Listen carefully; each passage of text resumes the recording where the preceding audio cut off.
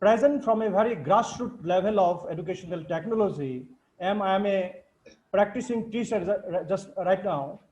So my topic will just throw light on historical relevance of agricultural education. Then what are the challenges of agricultural education facing today? Then what can be done to revamp agricultural education in India? So my topic is exploring innovations in educational technology for revamping agricultural education in India. Let me start with a famous quotation by Martin Luther King Jr. He said, the function of education is to teach one to think intensively and think critically. I underline two very important parts. The think intensively and think critically. In part of my deliberations, I will handle what is critical thinking all is all about. Then another part of this particular quotation is that intelligence plus character, that is the goal of true education. With this famous quotation, I'm going to start my presentation.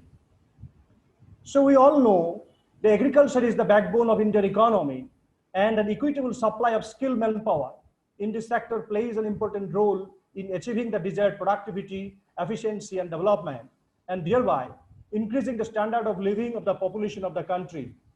However, the agriculture education will certainly help preparing farmers, researchers, educators, extension personnel, and members of agribusiness and others to make productive contribution towards building a self-sustained nation. Therefore, the significance of agricultural education in India was quite necessarily felt important in each and every education commission set up by the government of India. Let me just discuss some of the education commissions set up by government of India. With this historical backdrop only, we can discuss agricultural education and importance of educational technology in the present day context.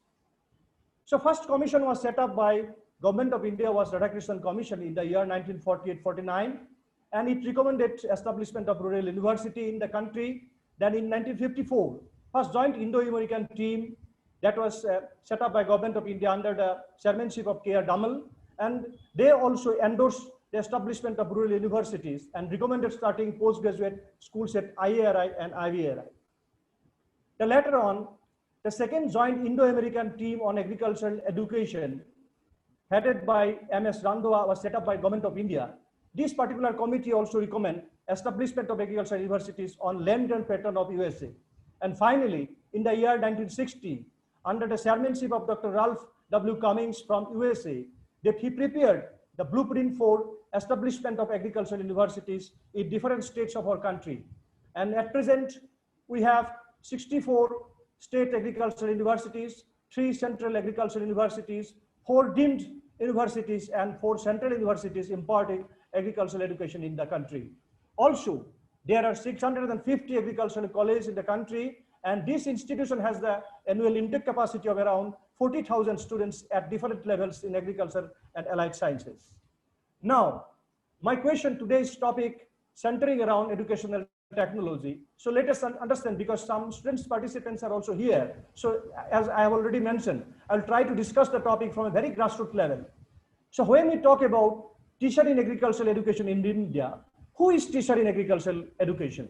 A teacher appointed by an agricultural university is expected to play primarily 3 roles: teaching, research, and extension. But with the sense of time, there are a lot of challenges before agricultural education at present. Let me discuss, because under this teaching, research, and extension, so many sub-roles and are performed by our teachers. But what are the major challenges facing today? As I am a practicing teacher, what challenges I am facing? What I feel, what my students should be in the next years?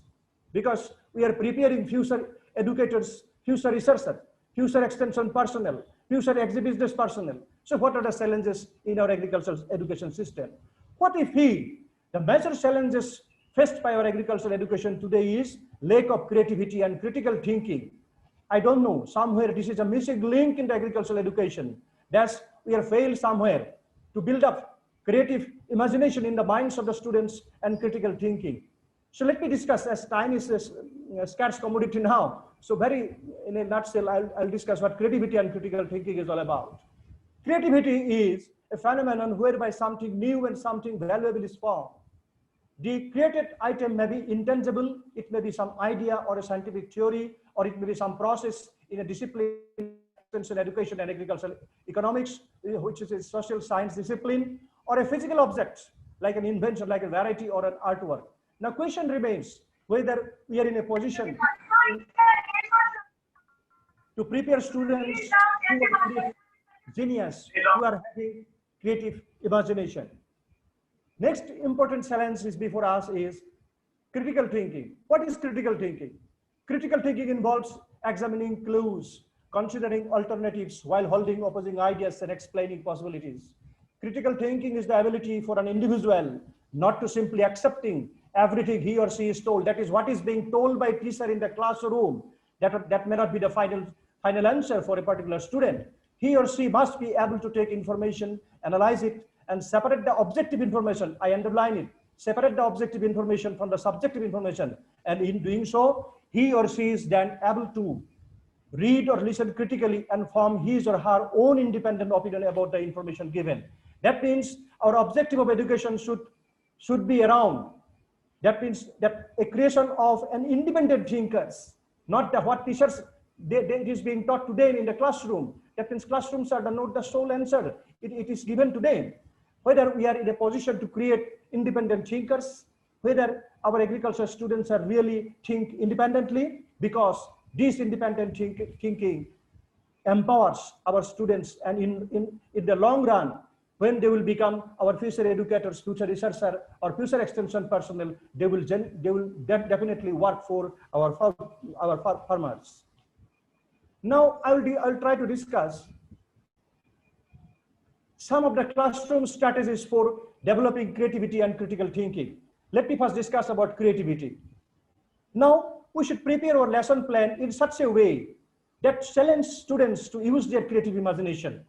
And thereby, many times with the teachers say, this is the final solution I'm giving in the classroom, but is it the real truth? No. For a particular problem, there may be multiple solution sets. So students need to develop multiple solution sets. And in order to develop that multiple solution sets, we must develop our lesson plan in such a way. I will be discussing in later part of my deliberations how educational technology plays an important role. And also we need to discuss brainstorming activities in the classroom, and thereby we can increase the creativity of the students. And thereby we can reinforce out of the box thinking in the minds of the students.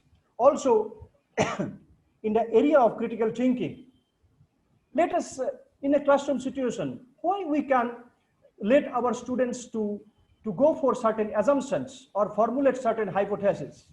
And thereby, when they will be put in some activities, they will do that. They will come with some multiple solutions, and they will reflect. And instead of going for a snap decisions, they will discuss, they will reflect, and finally they will come to conclusion. And for the purpose, 5 questions, 5 W's and 8's in probing the student reasoning is very much essential in the classroom setting. And also, we ask the student to justify their answers. Maybe their answer is wrong, no problem. But let them discuss, let them justify, let them defend why they think that the answer of this particular problem is this. And thereby, we can inculcate analytical skill by eliminating the alternatives or alternative or multiple state of solutions that is before them. And thereby, by this particular classroom strategies, we can very well develop the critical thinking and creativity in the minds of the students. Now, we are discussing about innovations in educational technology. The question is, why innovation is education? Why it is required? What is the simple meaning of innovation in education?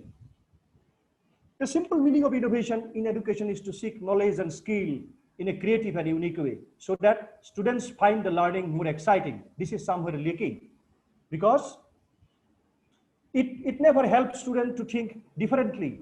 And if we inculcate the habit of innovations, or if we say that yes, this is the innovative way of teaching methodology, it will definitely help students to think differently, and the problem solving capabilities we can inculcate in the minds of the students. And also thereby we can encourage bright students into their career in agriculture. Also, a creative classroom fosters innovations by encouraging students to think outside the box.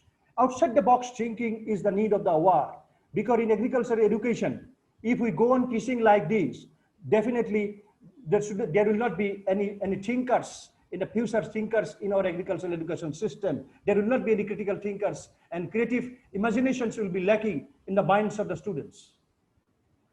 Now that is why the concept of educational technology come into being. Educational technology, what is that? Many times we think, looking at the technology part, it is a technology. No, educational technology is combined with the computer, hardware, software, educational, not only the computer, software and hardware, but also educational theory and practice to facilitate learning.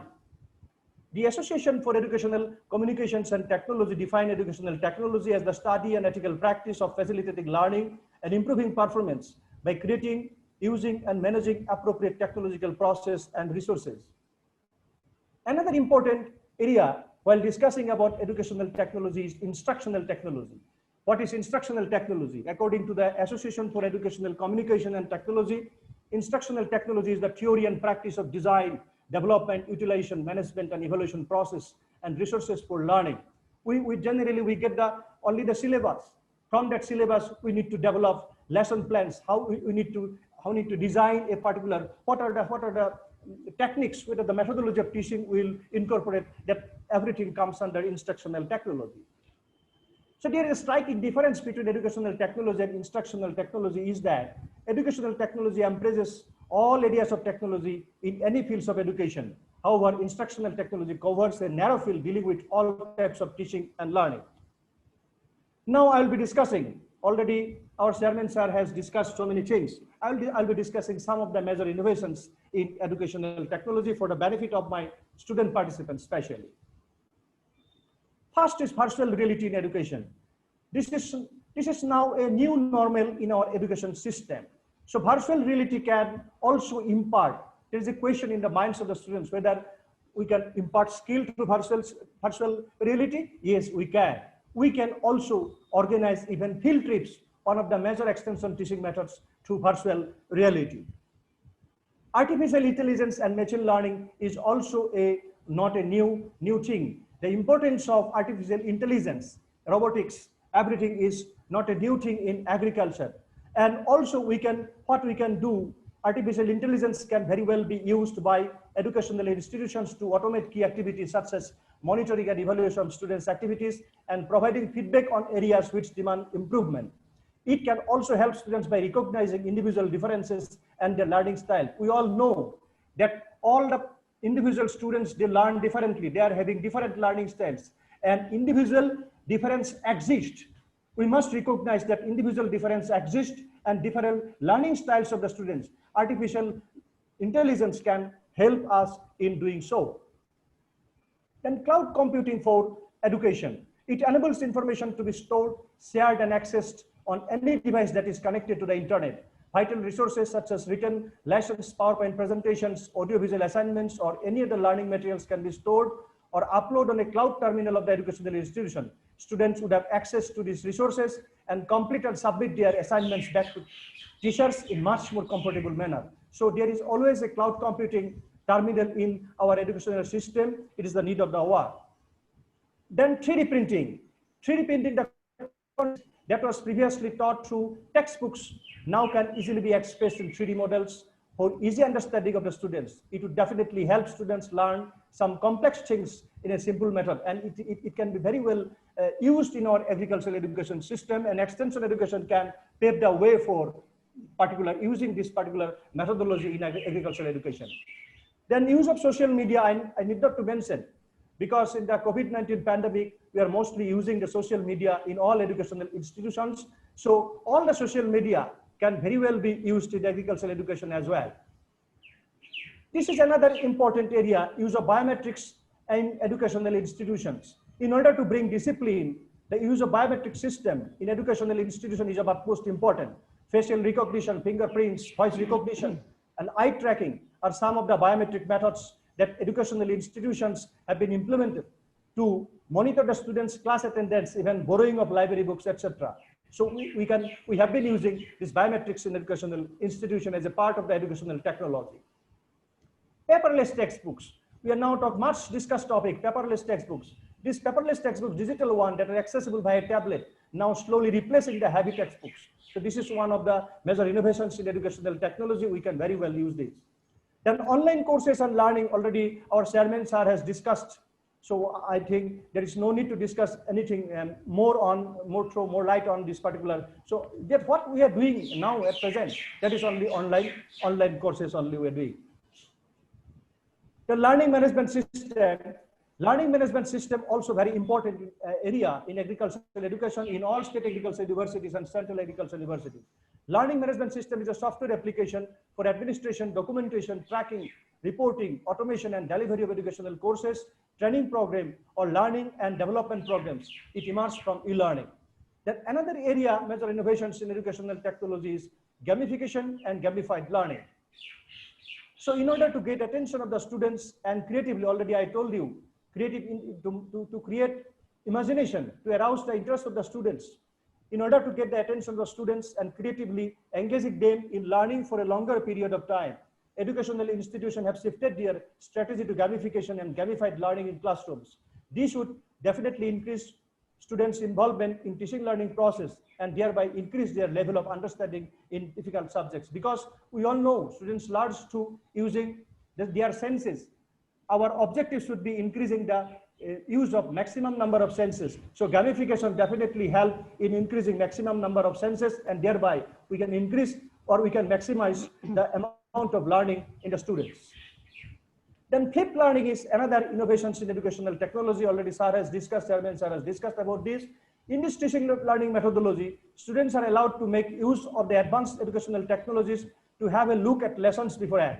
They would go through the study materials in various forms available to them at home and utilize the classroom time to do the assignments. The students would also allowed to solve problems under the supervision of teachers and clarify their doubts, if any. Moreover, having an idea about the subject beforehand makes it easy for students to easily capture what teachers are talking about, as it is a learner-centered method. So flipped learning is one of the major innovations in educational technology. Then comes analytics and data-driven educational decisions. Nowadays, educators are more focused on understanding the analytics and make strategic decisions based on data analysis and interpretations.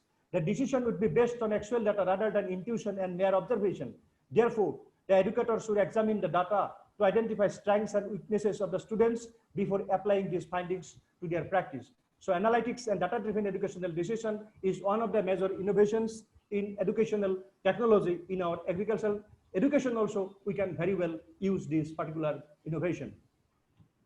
Now, with these major innovations in educational technology, I would like to discuss some of the very important skills to be possessed by a teacher. As I'm a practicing teacher, so what I found with the use of technology, our teacher has to inculcate some of the skills, though these are considered to be traditional, but still relevant in the present day context. Important skills for teachers. First is excelling in verbal and written communication. Then use of non-verbal communication, communicate respectfully, interpersonal skills, optimum listening skills, application of learning theories. You see, not only the use of technology, but we cannot forget the application of learning theory, all the pedagogy and andragogy principles we cannot forget. We need to apply all those learning theories in our education sector. The design and development of course materials that comes under the instructional design or instructional technology. Superior understanding quality of the self, students, the learning environment, the technology available, the resources available, which has everything. It is important skills to be will be possessed by our teachers. Then subject matter knowledge and self-confidence, using appropriate technology to communicate. We're talking about technology, but how much we are skillful enough in handling the technology. So here I feel importance of teachers trying in use of technologies. Then creativity and creative imagination, in order to create the creative students or arouse interest or creative imagination of the students, we have that skill, how to increase creativity or how to arouse creative imagination in the minds of the students. Then conflict resolution skills, organizational skills, group dynamics, motivation, enthusiasm, critical thinking, already I have discussed. Then problem solving capabilities, this is need of the hour in our agricultural education. Though we are talking about educational technology, where is the problem solving capabilities in the minds of the students? Are they really able to solve problems where they go out from the four walls of our university system? So this teacher must have to know how to teach problem solving capabilities in the students. Then time management and giving and receiving feedback, etc.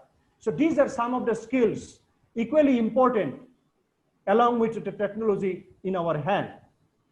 So I want to conclude my lit paper presentation by saying that though we're talking about internet connectivity, online learning, blended learning, but priority should be accorded to provide high-speed connectivity. This is the missing link in our agricultural university system.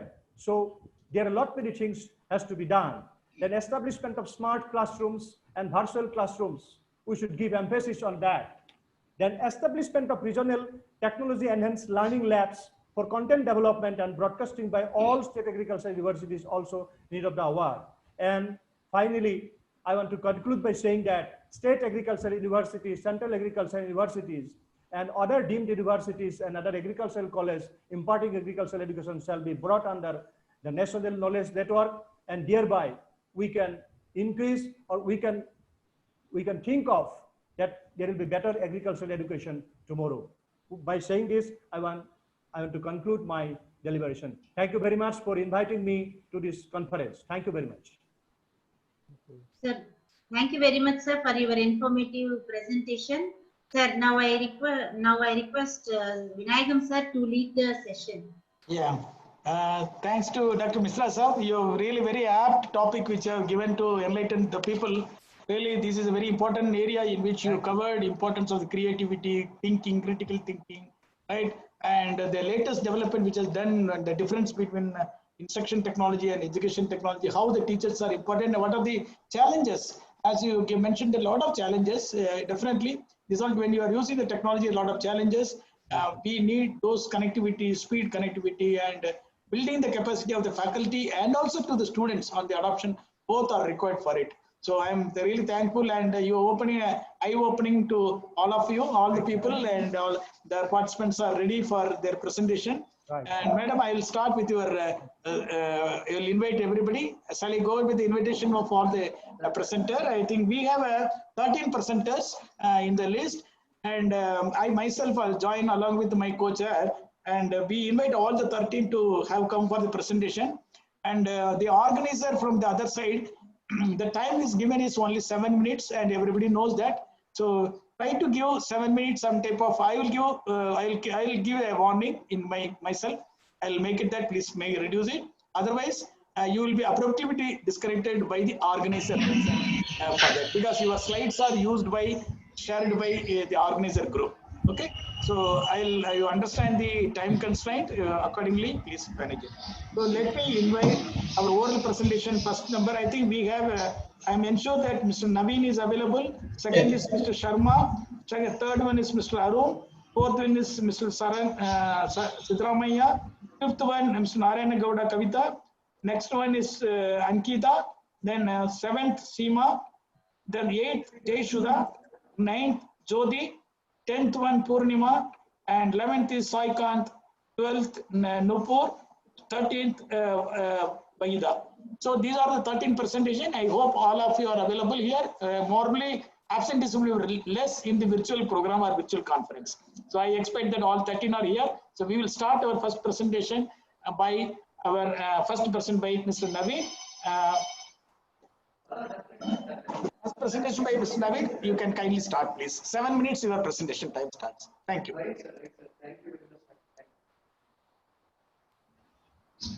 Sir, my voice is audible, sir? Your voice is audible. Please continue, please. Okay, sir. Thank you. Respected chairperson and co-chairpersons and rapporteurs and all the delegates, good afternoon to one and all. Myself, Binavin, third PhD scholar in SV Agriculture College, Tirupati. Yeah, now I would like to give a presentation on relationship between the profile characteristics set and the extent of participation of a ROIP students in Acharya Engineering Agriculture University. Yeah, this study was conducted in Angru under the guidance of Dr. T. Gopi Krishna sir and Dr. B. Mukundrao sir. Now I would like to present the relationship between the ROIP students and their profile characteristics, how it influences. Next, please. Yeah, this table showing about the correlation between the profile characteristics of a ROIP students and the extent of their participation. Here, all the variables are showing that positively correlated, and one of the two variables are showing non-significant, and one is the significant at 0.1 level. Next, please.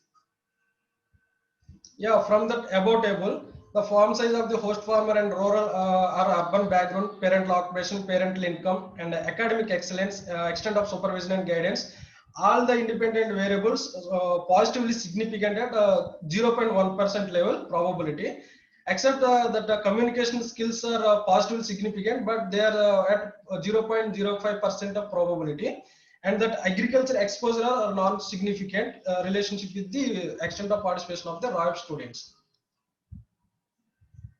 Yeah, coming to the how it will influence that relationship. First one is the farm size of the host farmer with the extent of the participation. Here, the clearly indicating that the large side, the host farmer having the large size of the farms, it will create the more opportunities to give the activities for the ROIP students. That means the large size of the large farm size holdings give the more opportunity to the ROIP students for their extent of participation. And that second one is the back please. And second one is the rural background. In my study, most of the farmers belongs to the students belongs to the rural background. It indicates that they are exposed to the agriculture and the socio-economic status, and thereby they coming from the village background, they are more interested to participate in ROIP activities. Next one, please. And third one is the parental occupation. The most of the ROIP student parents are fall under the category of agriculture background only. Through that background, the rural life and socio-economic conditions of the farmers and farming situations and hands-on training and agriculture problems, and thereby agriculture operation and crop production and plant production practices, they are more involving in that ROIP practices. Means it boosting the background is boosting the ROIP students to increasing their participation in ROIP activities. Next one is the parental income.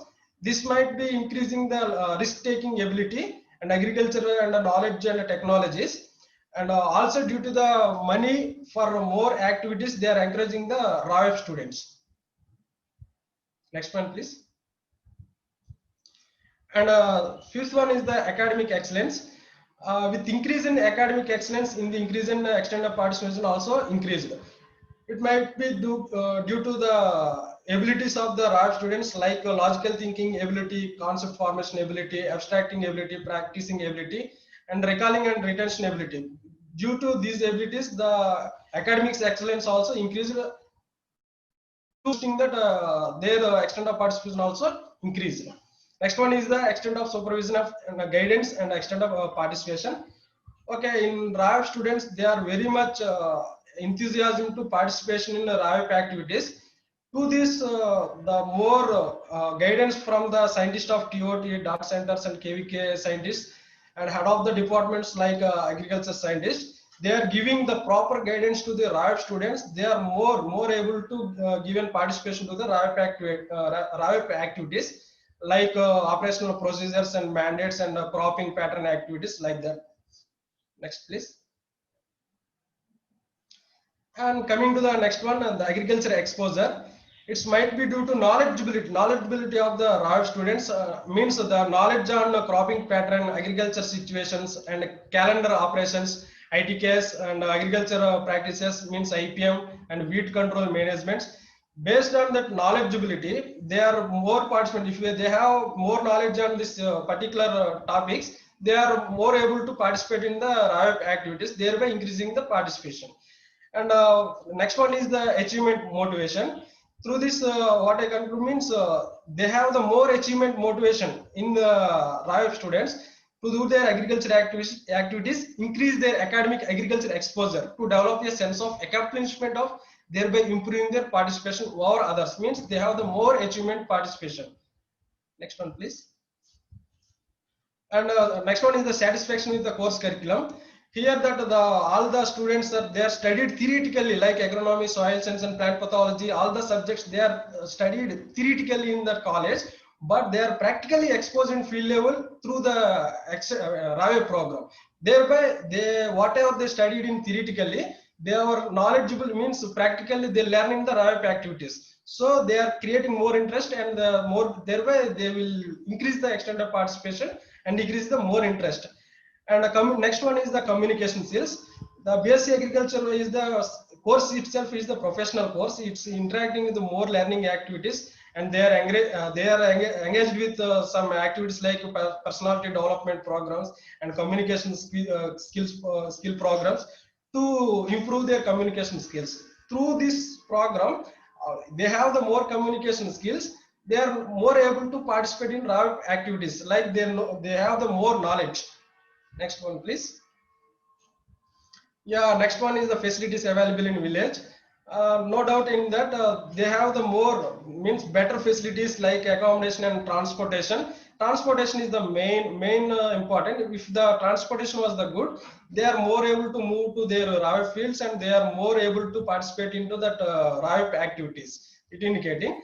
And the decision making skills. It includes that they might be due to forced situation to RAV student to choose the various situations. They are staying in different situations and different conditions apart from their college situation. So they have to change their thinking abilities, and they have to change the decision making skills and situations, objective problems and solution. They emboldening them there to taking their helping to increase their extent of participation.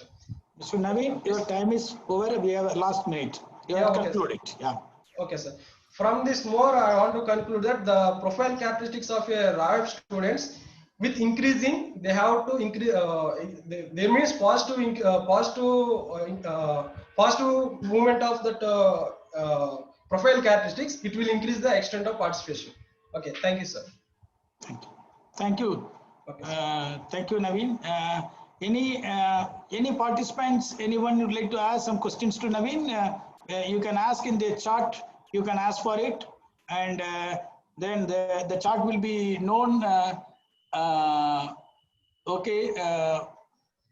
Okay, fine. Okay, sir. Right. Thank you for anyone is having any questions, always please use your chart and give the questions accordingly. Mr. Naveen will be able to answer to all of you. Okay. Thank you, Mr. Naveen. Okay, sir. Thank you for the anything from my co-chair, anything to ask, please. You can be co-chair. Mudra sir, anything you want to ask your own student? No question, sir. You can proceed. Okay. Very basically, under the NAGA program, under the higher education program also, the RAVAP is being taken as a very important aspect for the undergraduate student, which has to mold them in a proper, with a lot of skill. The students have to come out. I think your research study has given a lot of output on them. Thank you. Thank you so much, sir. Thank you. The next one, I'll request Mr. Sharma, Haridra Sharma. Sir, he is not there, sir. He is not there in the meeting, sir.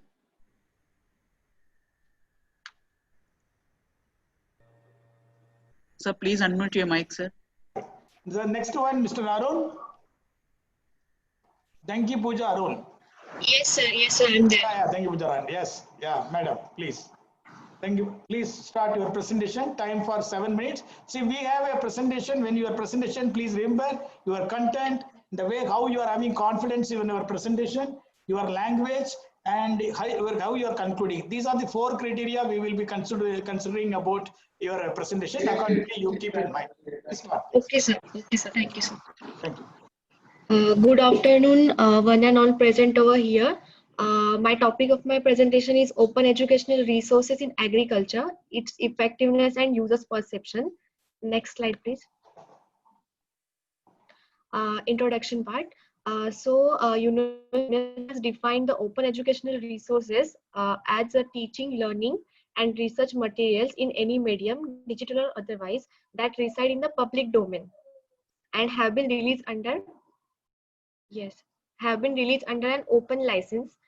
So next slide, please. So the research problem is depicted using fishbone diagram. Here the 6 factors are depicting the inadequate why there is inadequate digitalization in education. The factors are like method, materials, measurement, environment, manpower, and machine. So in method, the way of teaching, the lack of interaction between the student and the teachers, ignorance of course instructors providing formats of content. Likewise, these 6 factors are arranged. Next slide, please. The research questions were how do students perceive digitized educational efforts and what is the effect of these efforts on students' academic performance, and is there any relationship between the use of these digitized educational efforts and the performance enhancement in exams. Next slide. The objective of the study was to understand the female student perception towards digitized educational efforts and to measure its effectiveness based on the improved academic performance. Next slide. Research methodology. The study was conducted in Banaras Hindu University, and a sample comprised of 544 female students from 8 different faculties of BHU. And the statistical analysis were carried out by using Henry Garrett ranking, Kendall-Stauby, and chi-square test. Moving towards result and discussion part. To open education, so first thing we need is accessibility to the internet. So this research found that majority of the students have easy accessibility of the internet, as the campus hostels provide free Wi-Fi facilities to the students. Next slide, please. Next is the affordability of the digital services is another important thing to use open educational resources, and the study found that the majority of students are having mobile phones, and they are capable that they are spending more than 250 rupees per month to access the internet. Next slide. And on the other hand, affordability of digital services by the student was one of the limitations to access and use of the open educational resources, and more than 80% had a laptop or desktop with them. Means the gadgets are affordable and accessible. The prime requirement is the availability of the educational content to satisfy the need of the learners. Next slide. Moving towards the perception of female students regarding the savings due to using open educational resources. Majority of the students implied that they have saved money using the digitized educational efforts, as they are freely accessible. Students might need to pay the cost of printing if they would like to acquire the printed copies. Next slide. So here is the Henry Garrett ranking technique. I have out the most significant factor which was preferred by the respondents.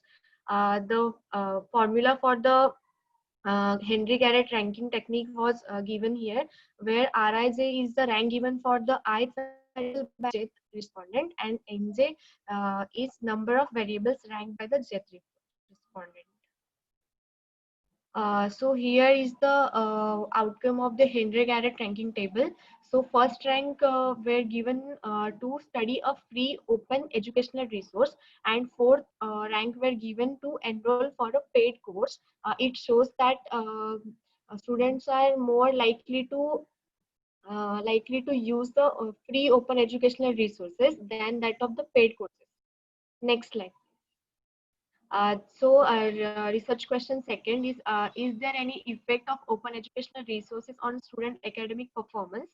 Here we have carried out the chi-square test and Kendall-Stauby test between use of digitized technologies and what is effect on the academic performance of the students. Next slide, please. These chi-square test and Kendall-Stauby test found that the use of digitized technologies and the effect of educational efforts, they have some association. They were associated as the p-value is 0.049. Next slide. Research question third, is there any relationship between the use of open educational resources and gain in marks? From this table we can see that majority of the that is 6.50% have gained less than 50% marks, and 20.03% gain more than 50% in marks. Next slide, please. Moving to the conclusion, the study carried out to understand the perception and effect of these open educational resources on the student academic performance. The study found that the easy accessibility and the cost effectiveness of these open educational resources, which will support the face-to-face teaching and allow for flexibility in delivery of education. On the other hand, it was found that there is a positive effect of digitized educational efforts on students' academic performance. Thank you, sir. Thank you. Thank you, Bhuja. Yes, It's very relevant areas of this particular theme. But only one doubt when I ever had it, why you have taken only female students? Is there any difference between male student and female? We consider all are one as a student. If your study would have been, no, it, of course, it's a research project, it's a research proposal by your BHU, which I am not questioning you. There won't be any much difference between male and female. All are students, all are using the technology for it, right? Your way of questions can be applicable to the male students also. Very nice. Okay. Yes, well, only one question I will ask. Which is the open OER they are using it? Sir, in agriculture faculty, they are using AG MOOCs, Krishi course they are using. Okay. Which is the software has been used for it? Software, sir. Sorry, sir, I don't have an idea. Okay. Okay. Good. If anyone is having things, shall I proceed to the next? Actually, there is a request has come from on serial number 11, Sai Kant. Sai is having a presentation in another, in the chat he has mentioned it. He is having another session presentation. So let us encourage young people. So Sai, if you are ready, so we will call sir, my co-chair. We will call the serial number 11 when Sai Kant is want to present it now and he want to attend another presentation. Yes, so with the permission of my co-chairs and my other colleague, let me invite Sai Kant to please come for the presentation. Yes, sir. I'm ready, sir. Please, Sai. Okay, you can go ahead. Yes, sir. Thank you, sir. Thank you. The moderator can share my PPT, sir.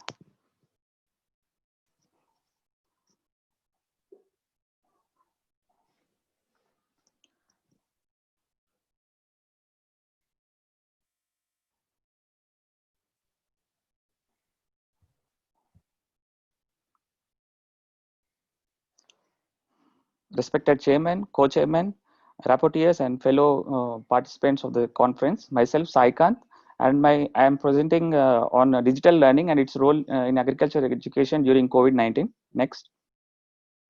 So during the COVID lockdown, so it has been a very difficult time for all of us, and the lifestyle of billions of people around the globe has changed, and the way the education has now become more online and gadget centric. So hundreds of digital education tools have been explored with the purpose of giving autonomy to the student, improving the administration of academic processes, encouraging collaboration, and facilitating communication between the teachers and learners. Next.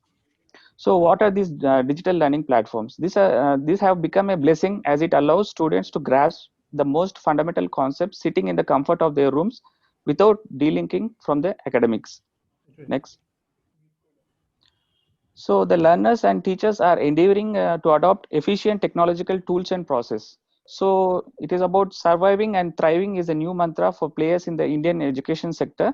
So looking at these challenges, the colleges and schools being shut during the lockdown, the government of India as well as the state governments have regularly been publishing information on various initiatives taken by Ministry of HRD, state educational boards, NCERT and others to support and benefit the youth and students. So how we can enhance the digital learning? So it can be made extremely productive by using the following basics, like relating digital learning to offline learning. So during the lockdown, the teacher and students have no physical contact, so they are more in digital contact through offline mode. So learning practical application of knowledge. So whatever they have learned, they can be through assignments, they can have practical application, and getting continuous feedback and analysis of progress. So the students can be graded through online assignments. So enabling social engagements, so they can be engaged in group learning assignments also. So learning through a mixed approach. So as Senthil sir mentioned, that the blended approach is possible through digital learning. So how digital learning is helping to strengthen the education system during COVID-19. So what significant changes it has brought? It has proven to be beneficial in several significant ways. It has made education infrastructure more robust. It has given a competitive edge to students, because the students who are unable to access different resources during regular face-to-face learning, now they are exposed to different competitive resources. So by this, they have become more competitive in this regard. And digital learning has also proven to be a superb tool for transferring knowledge and upgrading the skills. So different there are different basic level to advanced levels. The students can enroll in different digital platforms and develop their capacities. So the digital medium has also been ideal for corporate training. Next. So nowadays there has been many webinars which are being conducted by national and state institutes for capacity development. So they have been very useful in engaging the learners through live presentations and interaction through multimedia, which make the distance feel less as a hurdle. So there have been different video calling softwares like Zoom, GoToMeeting, which have been in the digital education. So webinars have played some really crucial and big roles in many industries, especially in education, because previously we were not aware of the usefulness of this video calling softwares. So during the lockdown, we could come across very useful softwares. So some of the primary benefits of a webinar in the education scenario is their flexibility. Flexibility in the sense that a webinar allows the people to attend and conduct a class from anywhere, be it their home, a cafe, or library, and more courses to choose from. So these webinars offer people with a range of subjects and courses to choose from. There are many situations when someone is unable to take a course of his choice, and maybe because it is not offered in a university near him, so he can choose. As we know that many of the top institutes in the world have provided access to their free courses. So it was a blessing in disguise during this lockdown. And many of the courses are cost effective. Some courses are free and some are come with a price, and chance to meet and converse with the experts who otherwise are not accessible. So in this lockdown, as students and research scholars, we were able to attend many webinars and interact with the experts across the globe who are not accessible in our regular schooling or college life. Next. So some of the best softwares which were used during the lockdown to conduct the webinars are Zoom, as we know that we are conducting this conference also through Zoom, and TCS Ion. So the PGTSU has collaborated with the TCS, and they have come up with a software package for conducting the classes through TCS Ion, and etc. Like all this mentioned here. Next. So the use of modern technology, how it is impacting. So it is fast becoming the next big thing, which won't be wrong at all. So, and it is all quite well evident in the fact that universities and colleges are widely looking for options to make their courses available to more and more students in this lockdown, while the same thing make it easy and affordable for them. Next. So to sum it up, I like to say that digital learning during COVID pandemic puts the entire power in the hand of the students. They can control what they wish to study and when. That has led to better performance and results, thus strengthening the education system and its objectives during this COVID lockdown. Thanks for giving this opportunity. Thanks, Sai. You done a good presentation, good idea about importance of the present e-learning aspect you have made it, but it would have been added with something like a small research with some database, at least with the TCSION, where which your PGTC when you're seeing it, how it works. Like that small analysis could have been given. It would have been my thing, but you have given a thought. It's given a good thinking process. Thanks for your presentation. Thank you, sir. All the best for your next presentation is another session. You Thank please you. go on. Good Thanks. luck. Thanks. All the best, Sai. Thank you. Thank you. So I'll call serial number 4, Siddaramaiah, Technological Innovations in Education. Please do the presentation. Sir, he's not there in the meeting, sir. Okay, fine. Then serial number Narayana Godra. 5 also not there in the meeting, sir. Okay, 6, Anikita Horo. Yes, sir, he's Yes, there. I'm there. Very good. Please. Yeah, welcome, Anikita. Please. Thank you, sir. Yeah. Can you Anikita, please share my? you please introduce a little bit small introduction. If you introduce yourself, it will be well and good. Because now you are Okay. not able to see anybody's face or anything, at least to introduce yourself. Yeah. Okay, sir. So my name is Aniketa Horo. I am a resident of Jharkhand, but I'm pursuing my PhD from Punjab Agricultural University, Please go Ludhiana. ahead. Very good. Very nice. Next. So I welcome you all to my article, which I'm going to present today. It's on perception of students towards the offline and online modes of learning during COVID-19. This study was actually carried out during the COVID lockdown situation. So coming up to the background or the introduction part, prior to lockdown, traditional modes of learning were, followed, compulsory attendance was there, and that ensured active participation of students. But during the lockdown, educational institutions were closed, and therefore virtual platforms were used for carrying out classes or webinars and different kind of interaction between students and teachers.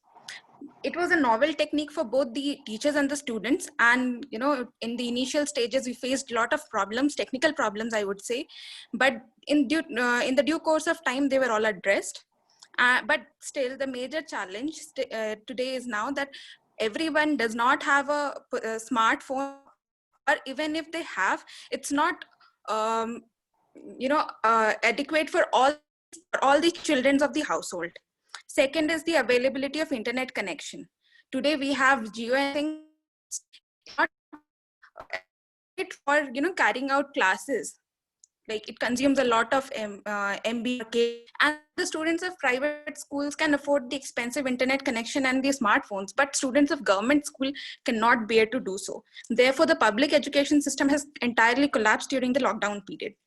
So keeping this notions in background, I took up this study, and the data was collected and tabulated during the national lockdown period. And a Google form was prepared and circulated among the students, ranging from the school students till the PhD students. And it was circulated through email, Facebook, whatever I could find media platforms, I shared it through them. And altogether, I got around 190 responses. So the 5-point Likert scale was used, being the strongly disagree, neutral, agree, and strongly agree. So I will come directly to my result and discussion part. So this table number 1 shows the age group of respondents of the study. Can you please forward the slides? Yes. So you can see that majority of my respondents belong to the age group of 16 to 25, that is around 60.52%, and the least were from above the age group of 35. They were mostly those people who were doing in-service PhD candidates were also there in my respondents. So these were from that category. Next slide, please. Okay, so we can see the majority respondents were the college students, like PhD, MSc, and bachelor students. Coming up to the next slide, can you please? So my first statements were for the offline classrooms. Like there were questions regarding, I find the offline classrooms lectures are more interesting, and so forth and so on. So we had around 10 statements for this offline education, in which majority of the students said that they find offline classroom lectures more interesting, they have more concentration, and they find that resource materials are also accessible. The very highest percentage of students that I found that they find there is more interaction with the teachers during the offline lectures, and 63.2% of the respondents strongly agreed to this statement. Next one was that in offline lectures or offline classrooms, we find that the practical classes supplement the theory classes, which is, I mean, we can say that in the virtual classrooms, theory classes can be conducted very easily, but it's a hindrance for the practical classes. Coming up to the next slide. These are the questions that statements that I asked them to, categorize according for the online classroom, in which they said that the online classes, they make the students feel lonely. 41.1% of students said that they feel lonely when they are, carrying out the virtual classrooms, because they study as a single person in their single rooms. But during the normal classroom lectures, there were 100 to 150 students in the colleges and around 50 students in classroom for the school students. Next slide, please. There was one question, like, what do you feel should be the mode of learning and teaching in the post-COVID-19 period? And majority of the students, that is 70.5% of the students, said they wanted a combination of both the offline and online methods, because both the methods had their positive points and the negative points, but still they said that there should be a balance between these two kinds of modes of teaching and learning process. And the rest, 14.7%, said that the entire classroom should be offline and online. They said like that, but majority of the students said that they wanted a combination, a hybrid classroom, they said. Next, coming up to the conclusions. As I've shown you from my result and discussion, traditional classrooms, they are more interesting, students are more concentrated in their studies, and they have better interaction with the teachers and peers. And they also agreed that the study material was easily accessible, and they were performing better in the offline examinations. But they all disagreed to the statement regarding that they were being apathetic and distracted during the offline classes. And majority of the students felt that there should be a hybrid classroom. Next slide, please. The results of the study somewhat reaffirms the finding of Nguyen T, which was carried out in 2015, and it was suggested that online learning is as effective as the traditional format and should be considered as the next stage of learning. Although there were shortcomings with the online mode of education, but digitalization of education in India and effective policies, these can be two major changes that could be brought right now. And with the enforcement of new education policy, I'm sure that it will hopefully lead bright minds toward a brighter future. And these are some of the excerpts. Next slide, please. These are some of the excerpts, like carrying out of webinars and having thesis seminar and everything online. So these are some of the clips of what I had attended during this lockdown period. This was also one of the factors which triggered my interest towards this problem. So I carried out this result. I don't know how much successful it will be or how much applicable it is, but still I thought that maybe it could be a problem. And next slide, please. These are my references. Thank you. And thank you. Thank you. What's called Anikita, right? Anikita, yes. Very good study. Probably this program was postponed. It's because just they were waiting for your study, I think. Otherwise, this conference would have been organized in the month of March, April. There was before COVID. I think your paper has come because of the COVID. After COVID only, your paper, you have done a study and you have brought it, right? So the conference has given an opportunity to you to take a research study and to present it. But it's a very good study. It's a very good study. Only one small observation which I made it with respect to the age group which you mentioned. Really, it is making a group of age of 5 also you have taken study from 5 years to 15 years. And as a respondent of the study, definitely that variation you can find it. Because you have to categorize when you are making educational, and it is for higher education or the school education. Like that, if you make it categories, if you brought school education, middle education, and also in higher education, all you have brought it in your category up to 35 years. So automatically your results will have a different type of analytical pattern. But however, maybe you have done a good study. It has given a limelight, and also your conclusion when you are making also you brought what the new educational policy says towards which how we have to go ahead. Your study is resulting. It's very good effort of that. If any of my other co-chair want to share something, they can share. Or shall I go ahead, sir? Prasanji and Mugundra, Yes, sir? yes, yes. Yes, go ahead. Go ahead. Go ahead. Yes, sir. Good. Next, I will call upon Seema, serial Yes, number sir. 7. Yes, sir. Yes, sir. Ready, Seema, please. Yes, sir. Shall I start, sir? Please continue presentation. Yeah. Yes, sir. Good afternoon, all of you. Myself, Seema Kujur, and I am going to present. Can you please share slide? Yeah. And I am going to present on the topic enhancing the quality of classroom teaching by using educational technology tools. Next slide, please. Yeah. Coming to the introduction, educational technology is the combined use of computer hardware, software, and educational theory and practices to facilitate learning. Educational technology creates, uses, and manages technological process and educational resources to help improve user academic performance. The essential objective of educational technology is to improve the quality of education and enhance the learning process. Hence, the study was conducted to examine how the teachers use educational technology tools in classroom teaching with objective to assess the availability of ET facilities in the universities to ascertain the extent to which teachers make use of the available ET tools in the classroom teaching. Next. Yeah. Coming to methodology, descriptive type of research design was used for this study, and with the help of stratified simple random sampling with proportional allocation, 2 state agricultural universities, namely PGTSU Hyderabad from southern region and IGKV Raipur Chhattisgarh from central region were selected for this study. From each universities, 30 faculty were selected randomly for study. Thus, the total respondent for the study was 60.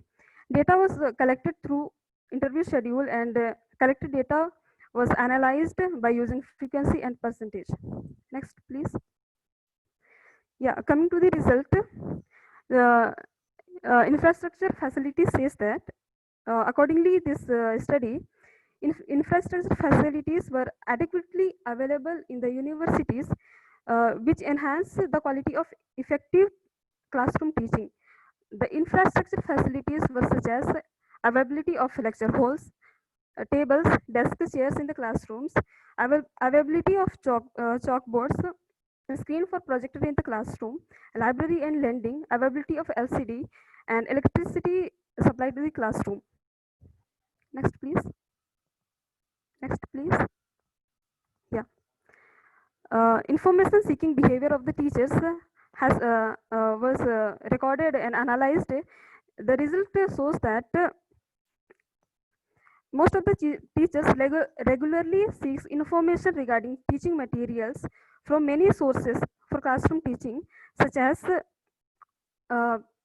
internet, reference book, and they prepare fresh note every time by themselves for classroom teaching. Next, please. Yeah. Level of expertise says that most of the teachers were having good level of expertise in ET tools such as word processing, presentation software, electronic mail, library and database searching, and search engine. Next, please. Yeah.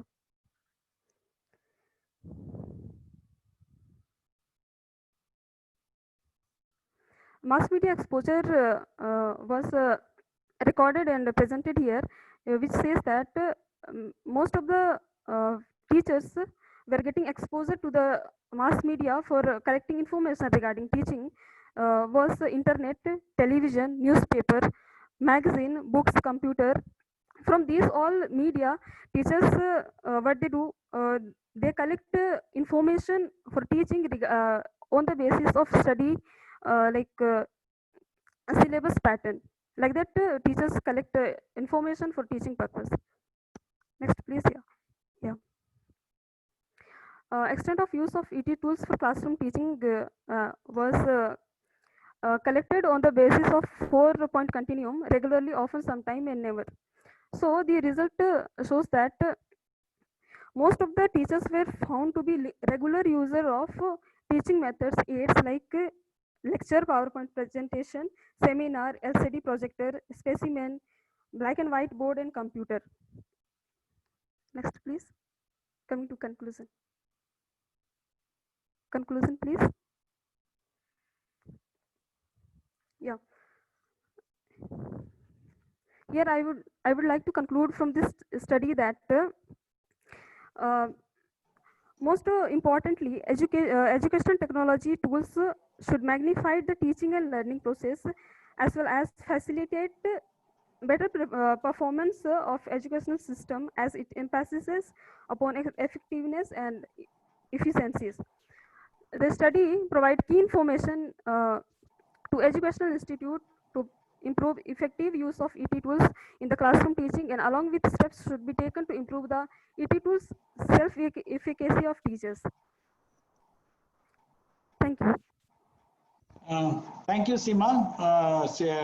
Of course, yours is a good of the research study which you have done with 2 universities, and it is really given in a good idea that how the educational technology is being used by both the universities, your IJK Raipur and PJTSU. Definitely, study will be much useful to the most of our people, and come with a good publication, very good presentation. Thank you. So now I'll call serial number 8, Jay Shudha. Yes, sir. Yeah, welcome. Yeah, Jay Shudha. Sir, am I audible, sir? Audible. Please, 7 minutes you have time for presentation. Yeah. Okay, sir. Good afternoon.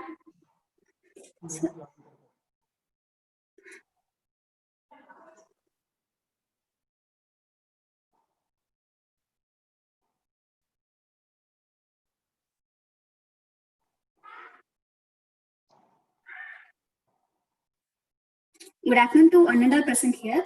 I am Jay Jayasudha. I am a first MSc Agriculture Extension student from Tamil Nadu Agriculture University. Now I am here to present on the topic of personal constraints faced by the agriculture students.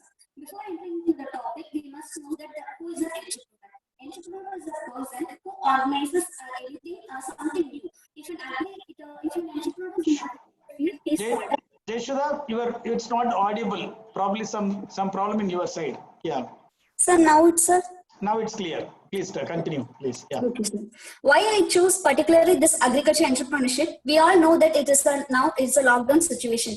Everybody needs food and medicine only. So till the human is existing and the hungry exists, agriculture will exist. So for the better self-employment opportunities is food, forest, unemployment, agriculture graduates. So next one. So agriculture sectors, we have students have many opportunities in seed sector, pesticide sector, nursery, dairy, poultry.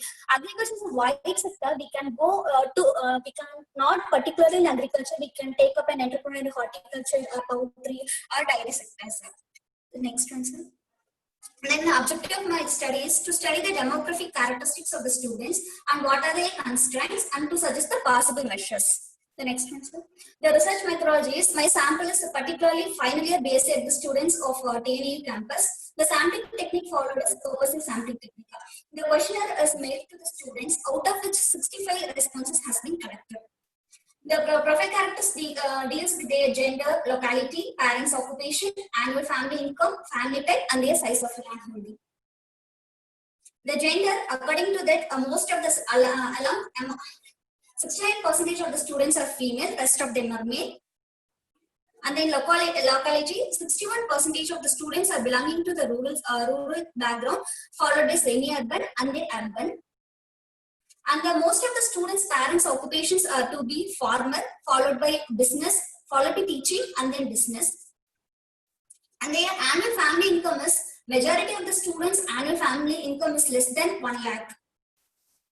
Then family type, as we all know now, most of the families are nuclear family. Nearly 73% are nuclear family and 26% are joint family.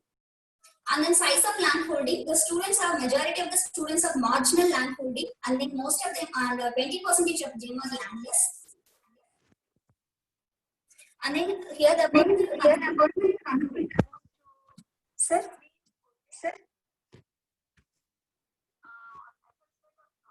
The perceived constraints are measured by the 3 Likert point scales, which is categorized as less severe, severe, and more severe. And the next one.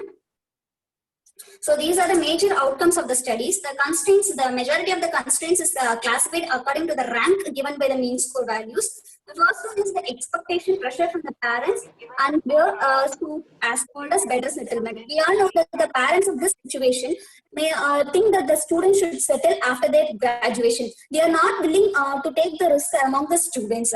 And the students' next problem in getting the required capital. As it involves more investment, the problem is getting the required capital. And we all know that entrepreneurship definitely involves risk and uncertainty. Uncertainty since we all know that we can't predict the market prices values. That is the major constraint there here. And low awareness of the sources of the credit.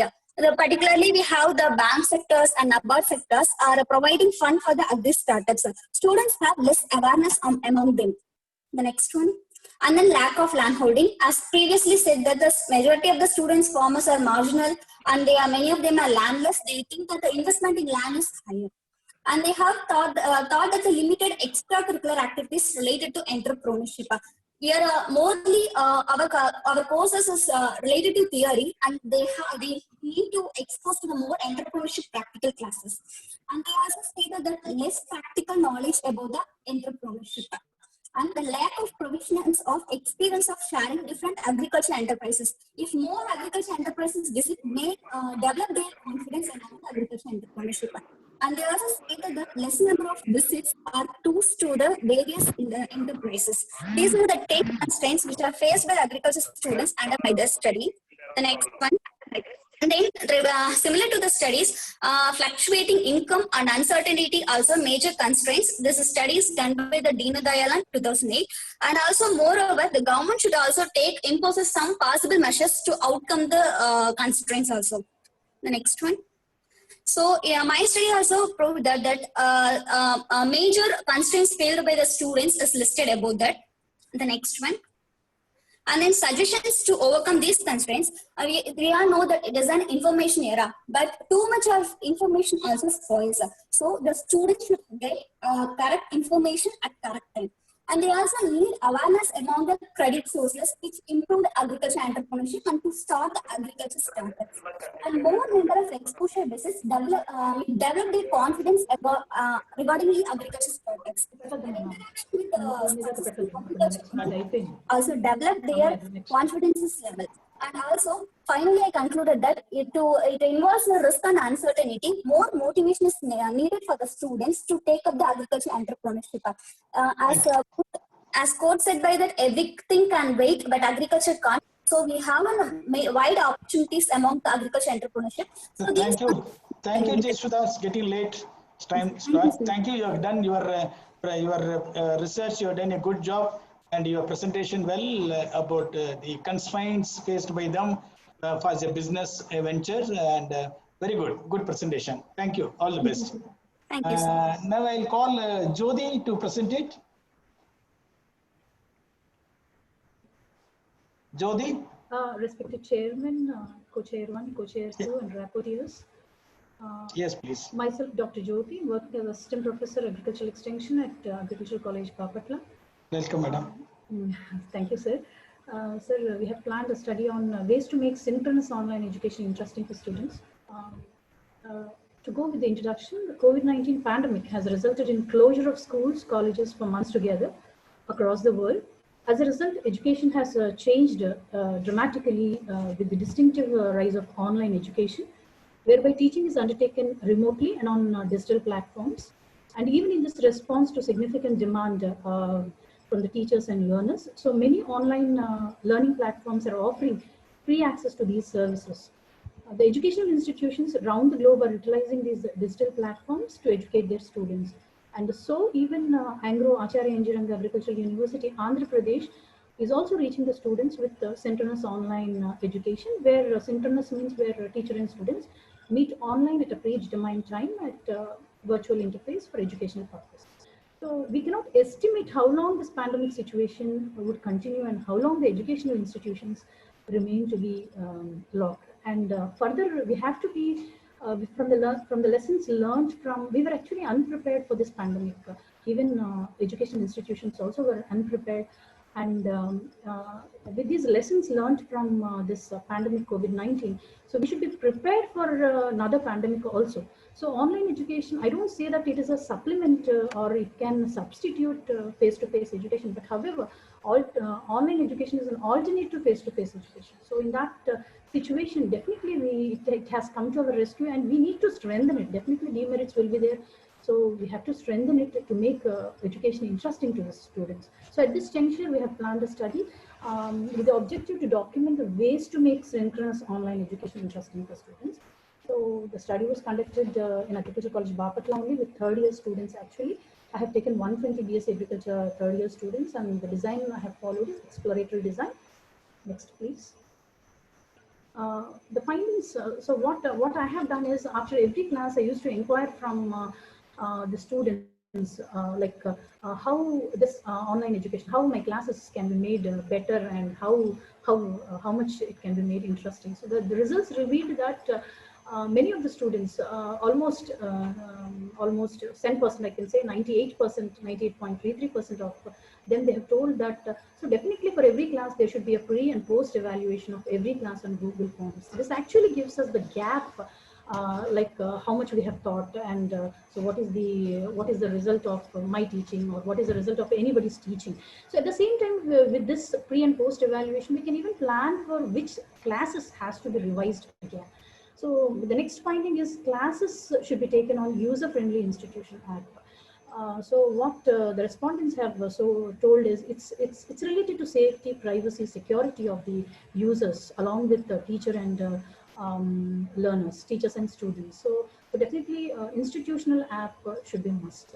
And then whatever the classes are going on, that has to be recorded, and the link has to be posted to all the students.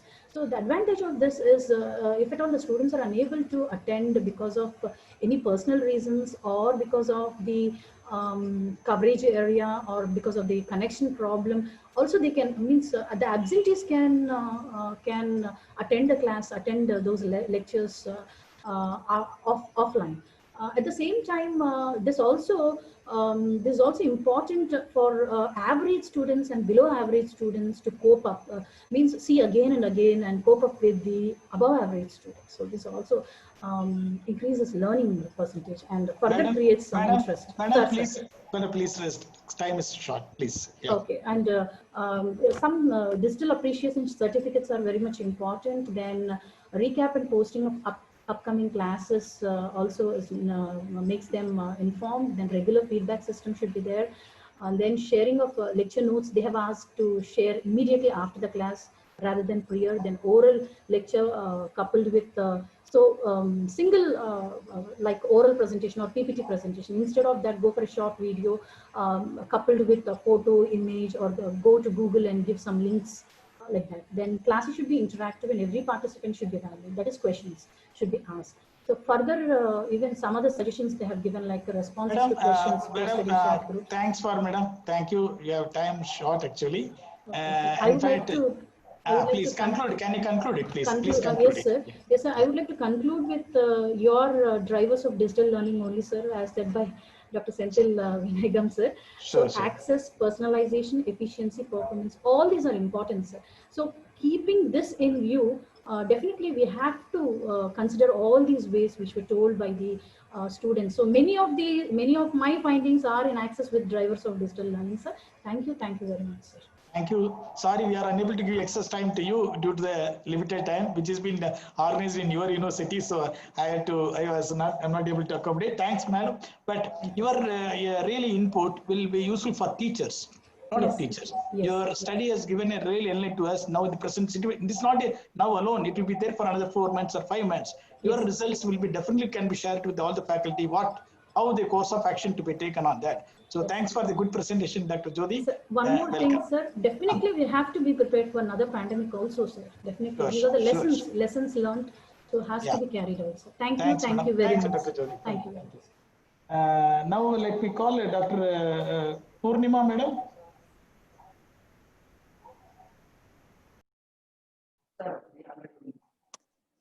Sir, we didn't get her PPT, sir. Dr. Purnima, then, okay, leave it. Then Sai is over. Then you can call Dr. Nupur Biswas.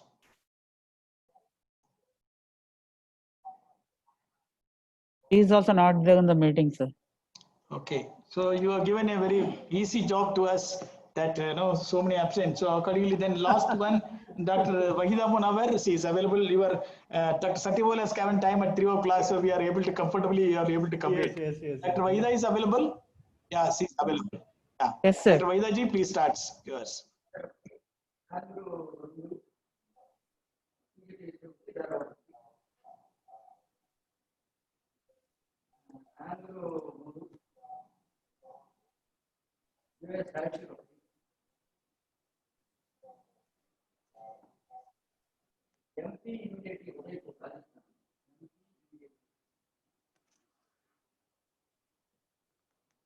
Madam, you can continue, madam.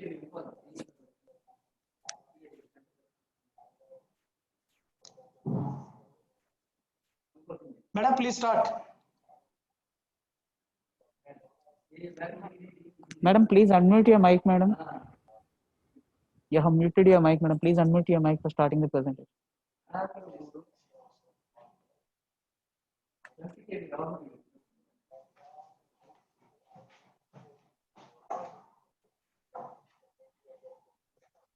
Dr. Wahida, madam, please unmute your mic for starting the presentation. I think she is available there. Sir, Please. is it audible, sir? Audible, please continue. Yeah. Sir, good afternoon to all, sirs and ma'am. I am Dr. Wahida Munawar, working in MANAGE, that is National Institute of Agriculture Extension Management. I wish to present on technology-enabled education in agriculture, an initiative of MANAGE. The main mandate of MANAGE is to enhance capacity of State Department of Agriculture and allied sectors. And we also take up research, consultancy, and training in agriculture and allied sectors. MANAGE organizes about 200 capacity building programs covering 6,000 extension functionaries every year. In order to create technocrats to face the challenges of growing agriculture and allied sectors, MANAGE also has launched PGD ABM in 1996, that is Post-Graduation Diploma in Agri-Business Management, by undertaking around 60 intake candidates for 2 years duration.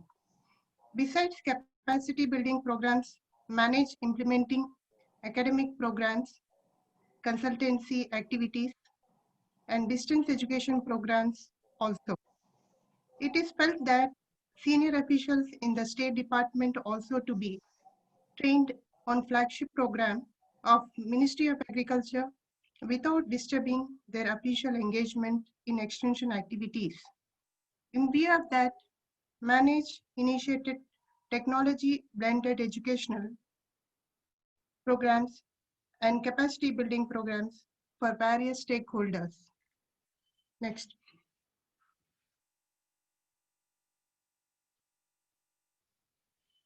Next, please. Technology enabled has become more popular in recent times, and many organizations and universities use it as a key instrument in various teaching and training programs. The technology enabled enhanced content in agriculture education that can result in high quality digital content with least manpower and expertise requirement in digital mode in the present scenario. Technology-enabled learning shall provide a repository of digital content storage and publishing through proper interface, either online or offline mode. Many policy initiatives on technology-enabled learning have been launched by Ministry of Human Resource Development to train young faculty and officials in reputed institutions in technology-enabled learning processes. Next. Technology blended initiatives of MANAGE. PGDAEM, that is Post-Graduation Diploma in Agriculture Extension Management. This course is being implemented in the year 2007-8 public extension functionaries in distance mode, covering about initially 500 participants per annum. Since 2014, this course has been developed with digital content with practical videos for online education. It also encouraged more than 1,000 participants to enroll the course, including senior officials from the State Department. The technology enabled has enhanced capacities of extension functionaries at large scope. Next. Post-graduation diploma in agri-warehousing management. Objective of the course is to create a pool of warehouse professionals on inventory, logistics, and collateral management in the country. The program has 32 credits and will be offered in 2 semesters. Each semester will have 16 credits. Vaida madam, This online. Vaida madam, we have a very less time. You can just give an inference of that. You need not. You can say this for each course. If you little inference, that will enough for us. Please. Okay. Time is less now. Okay. Regarding certified farm advisory. Next, please. Regarding certified farm advisory, certified livestock advisor course is developed to extension personnel as an expert in a particular crop enterprises in manage. The program consists of 3 modules. First module is the basic aspects of lease technologies in crop and livestock. Next. Agriculture for administrators.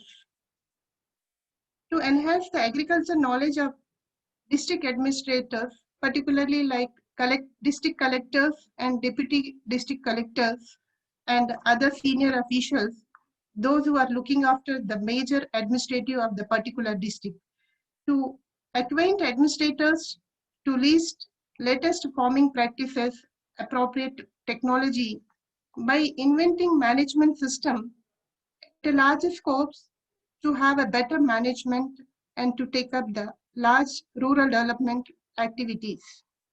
Next. The PGDM on MOOCs. Massive open online courses also represent a very unique add to the learning environment.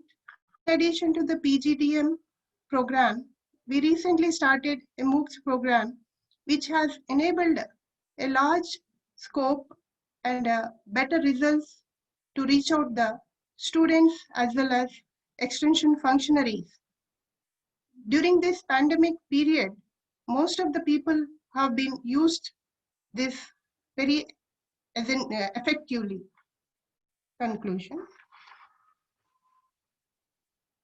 Manage has been championing the cause of agriculture extension by 2-pronged approaches that involves extension and developmental activities with a suitable technology. How best this technology can be reach out to the extension functionaries as well as to the farming community. That is very, very important in e-learning protocols and building up the capacity of the extension functionaries to give a larger scopes in a better developmental activities, in particular to agriculture extension. E-courses were developed by Manage for extension personnel and administrators has been given a very good initiative from the organization. Thank you very much, sir, for giving me an opportunity. Thank you, madam. Thank you.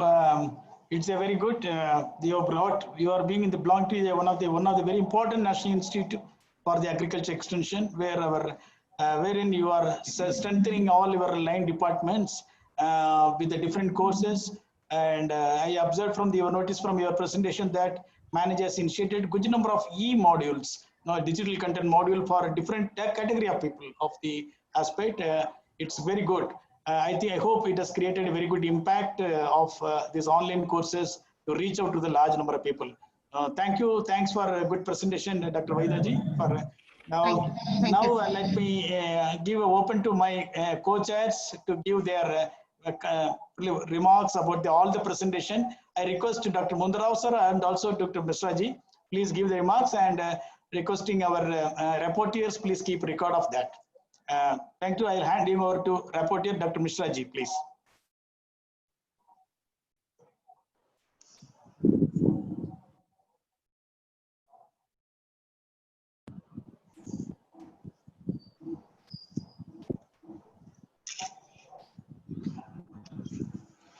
Misra sir, you can unmute, please. Please. Yeah. Yes, sir.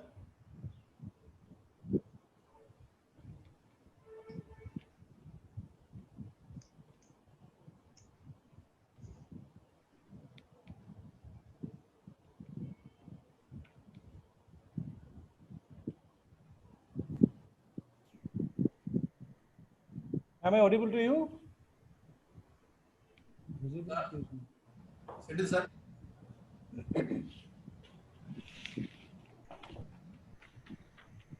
Sir, Sindil sir. Audible? Is it audible? Am I audible to you? Yes, sir. Before going that, first of all, we will see the absentees. Yeah, please, sir. Tell me, sir. Yes, sir. We have got only 8 presentation. There are absentees are around little more in number, around 5 or more in number. Yeah, only 8 presentations. If I have not got any message from anybody that they are ready to present it, then they have not joined it or they have not given their proper presentation. So shall we? We have got only finally 8 presentation now. 8 presentations, right? Okay. Mundarao sir, is it? We need not wait for anybody. Already we are in time. As per the scheduled time, we are moving ahead. So you want to say something, sir, before Mr. Raja speak? Yeah, just please list out the absentees, sir. Just number 2. Serial number 2. Yes, sir. Serial number 4. Yes. Serial number 5. Yes. Serial number 10. Yes. Serial number 12. Right. Okay. Right. Am I right? Okay. Yes, okay. yes, correct. So, sir, you please give your overall presentation remarks, your suggestion, something. Afterwards, let Dr. Mundarao also can speak something based on the overall presentation of anything, some concluding remarks from our side. Okay. Overall, what I have observed, this was most of the presenter presented very nicely, covering various aspects of educational technology, starting with RAWEP students to participatory, that means attitude and aspirations of agriculture and allied students towards higher education, and various synchronous and asynchronous mode of online education. And overall, most of the presentations were good, and definitely we can draw certain conclusions and recommendations to the concerned authority for taking necessary steps. Because mere online education is not the educational technology. There are many other things, many other issues to be addressed. If we really want to revamp our agricultural education, many things have to be done.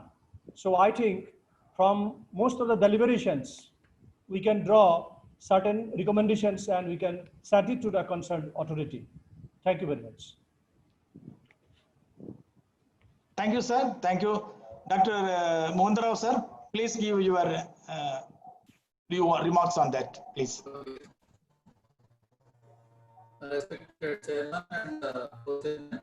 So, respected chairman, sir, you have given very good lead paper on open and distance learning education in agriculture, NARP initiative. Yeah, it is very thought-provoking and exploring initiative, sir.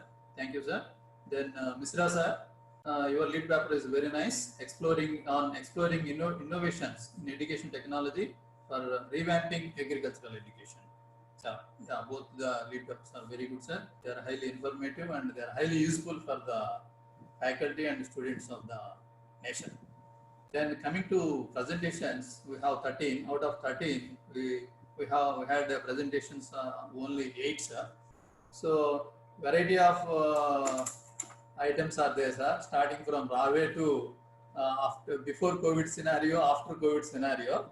Majority of the programs are after COVID. After COVID, sir. So some speakers they mentioned that hybrid classrooms. Yeah, it is a very good initiative. So we have to club both the offline and online classrooms are highly essential. Then coming to manage initiative MOOCs, I have also attended one program, sir. You are the teacher on this on the program. Yeah, it is very highly useful and informative. So here it also changes my personality also, sir. Yeah, it is. Thank you, sir. It is highly useful program. So it is creating lot of innovations for development of India, not only India but also at global level, sir. So these all are the remarks. Thank you for giving this opportunity, sir. Thank you, sir.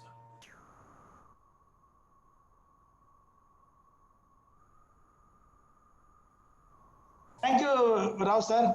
Thank you, Mundrao sir. And thanks to my co-chair, both the chairs has supported me. And thanks to all our presenters who have taken a lot of pain to join it.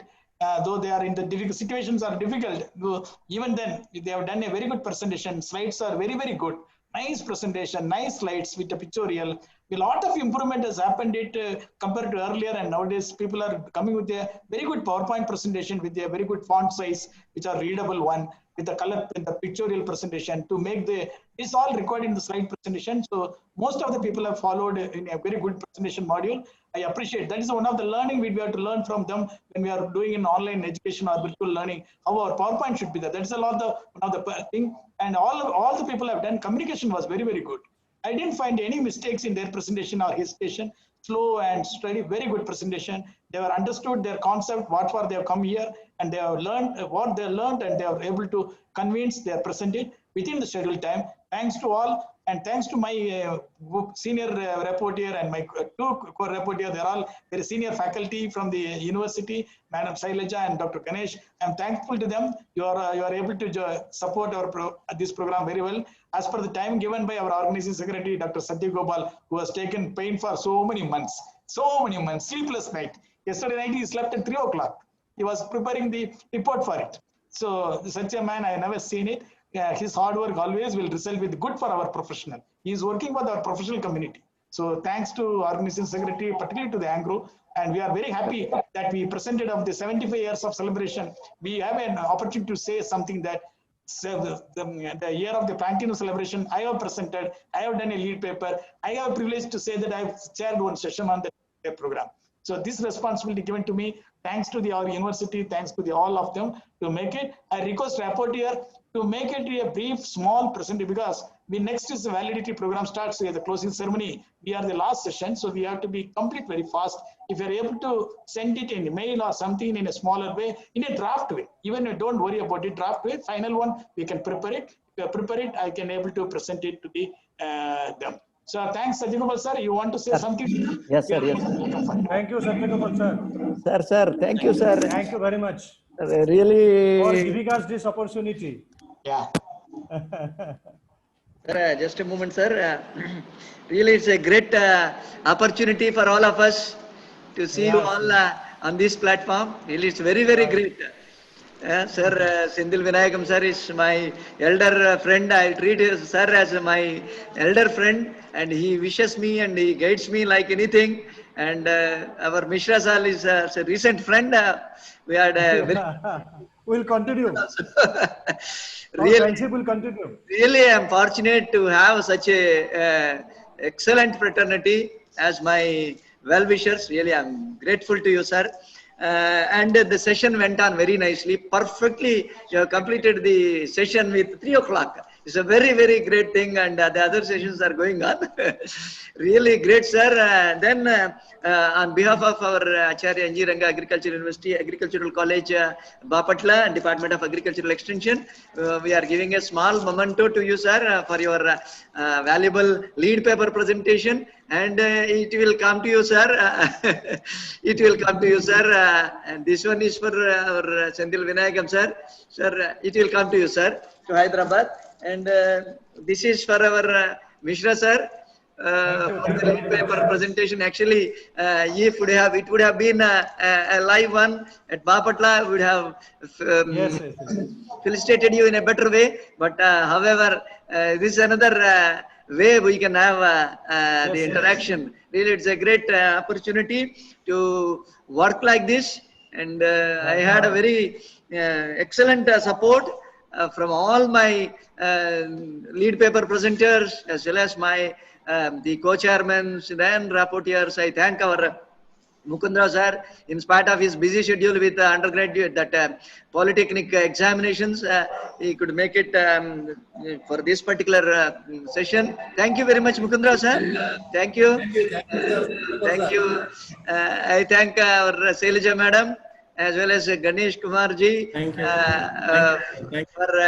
for being as a rapporteur for this particular session. Really, it's very great. I thank our two lead paper presenters with the folded hands, sir. Really, you are very great, sir. You are very great, and always I expect your wishes. Thank you, sir.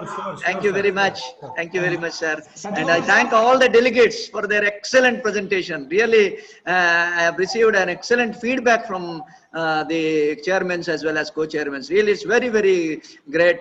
This is what we need to do as a part of improving our discipline, extension discipline, especially in the field of education.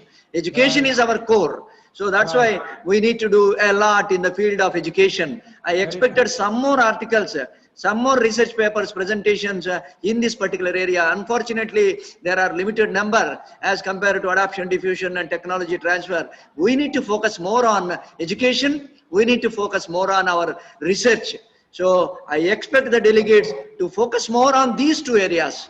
So I thank once again all the delegates and chairmen, co-chairmen for making this particular session a great success. Thank you, one and all. Thank you, sir. Thank you, sir. We will wish that Satyagopal 2.0 have to come very fast. Sir. Yes.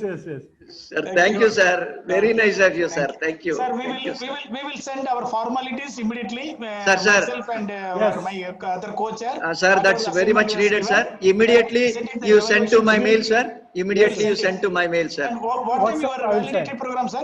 What time Sir, you join for the exactly 4 o'clock, sir. Exactly 4 o'clock we will start inaugural, sir. Okay.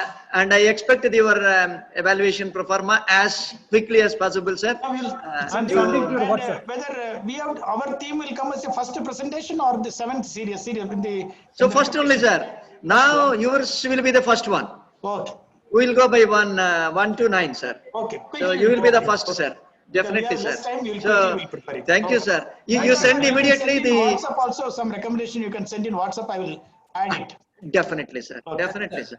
So you send the evaluation sheets immediately, sir. Immediately, I'm sending. Thank you, sir. Thank you, sir. Thank you.